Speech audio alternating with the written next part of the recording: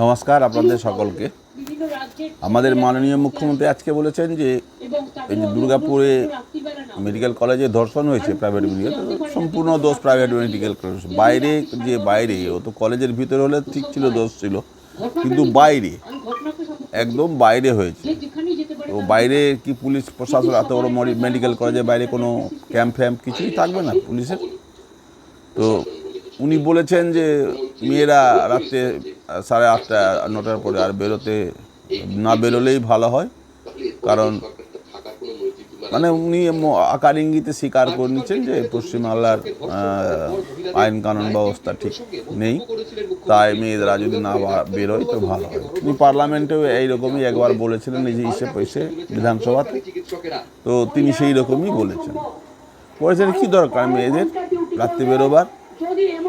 বেরোতে গেলে লোকজন নিয়ে বেরোতে হবে, একা যেতে পাবে না, এরকম ধরনের টাইপের তিনি করেছেন, বেরোতেই বারণ করেছেন, তো তুমি একা যাও আর সঙ্গে লোক নিয়ে যাও।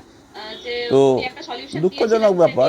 তো এই পশ্চিমবাংলাতে এখন স্বাধীন ভারত, আর যদি মেয়েদের যদি বাইরে বেরোতে না পারে তাহলে তো মুশকিল ব্যাপার আছে।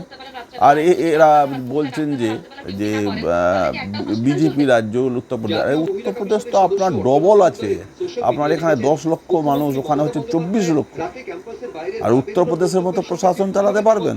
ওখানে তো রেপিস্টের সঙ্গে সঙ্গে ওকে পায়ে গুলি, হুইল চেয়ার করাচ্ছে।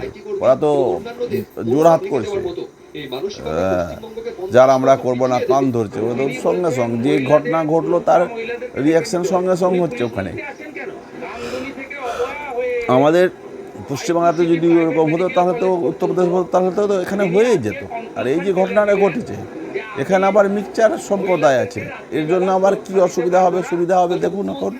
তাতে আবার 36 ঘন্টা পরে যে জায়গাতে এই ঘটনা ঘটে সেই জায়গাটায় ঘিরছে পুলিশ 36 ঘন্টা পরে, এভিডেন্স জন্য নষ্ট হয়ে যায় ওখানকার।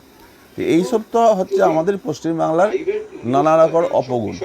আর আমাদের মাননীয় মুখ্যমন্ত্রী আরও বলবেন যে রাত্রে মহিলারা বেরোবে না, রাত্রে না বেরোলেই ভালো হয়। তাহলে কি আপনি প্রশাসন চালাতে পারছেন না? তাহলে আপনি ছেড়ে দিন, প্রশাসন ছেড়ে দিন, না হলে সেন্ট্রাল সরকারের হাতে দিয়ে দিন প্রশাসনের ক্ষমতাটা। আপনার যদি অসুবিধা হয়